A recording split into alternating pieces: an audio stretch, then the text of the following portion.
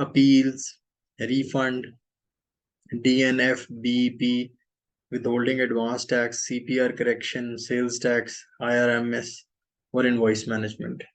ये इसी तरह इन्होंने इसके ऊपर ये यूज़र फ्रेंडली कर दिया ज़रा, तो ये सीधे सीधे जो बहुत मोस्ट फ्रीक्वेंटली चीज़ें होती हैं, जैसे file your income tax return, manage your profile, file your sales tax return, तो ये इन्होंने सीधे सीधे बटन्स दे दिए हैं इसके ऊपर। सामने इंटरफेस पे ही आप इनसे डायरेक्टली भी एक्सेस कर सकते हैं। अच्छा, ये जो है टैब्स, जैसे ये रजिस्ट्रेशन का टैब है, आवाज़ आ रही है ना मेरी? जी सर, आवाज आ रही है। जी सर।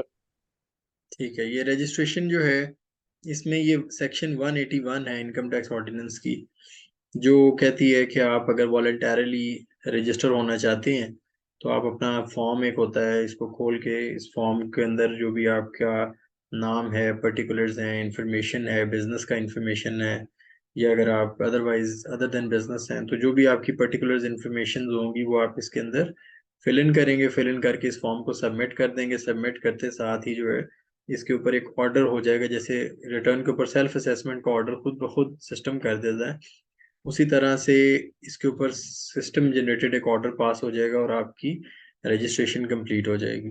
अगर ऑफिसर को बाद में लगे कि इसमें कोई गलती है तो वो इसको आपको नोटिस करके तो अमेंडमेंट कर सकता है या करवा सकता है। अच्छा, लेटली आपको लगता है कि आपने कोई बिजनेस ऐड करना है या आपने कोई नई एक्टिविटी ऐड करनी है, आप एक्सपोर्ट करना चाह रहे हैं, इंपोर्ट करना चाह रहे हैं, तो वो भी आप अपना 181 के फॉर्म के अंदर मॉडिफिकेशन फाइल करके ये काम कर सकते हैं। ठीक है जी। अब इसी तरह से जो सेल्स टैक्स की रजिस्ट्रेशन है वो भी अब आईआरएस के थ्रू ही होगी, तो ये सेक्शन 14 है सेल्स टैक्स एक्ट की, जो कहती है कि जी आप रजिस्ट्रेशन करवा सकते हैं। इसमें पूरा प्रोसेस जो है वो आपने फॉलो करना है। सिंपली ज्वाइन कर लें, कोई नहीं पासवर्ड वगैरह। एक मिनट मुझे दें। अच्छा जी, इसके बाद ये मॉडिफिकेशन है 14(6) में सेल्स टैक्स से रेलेवेंट।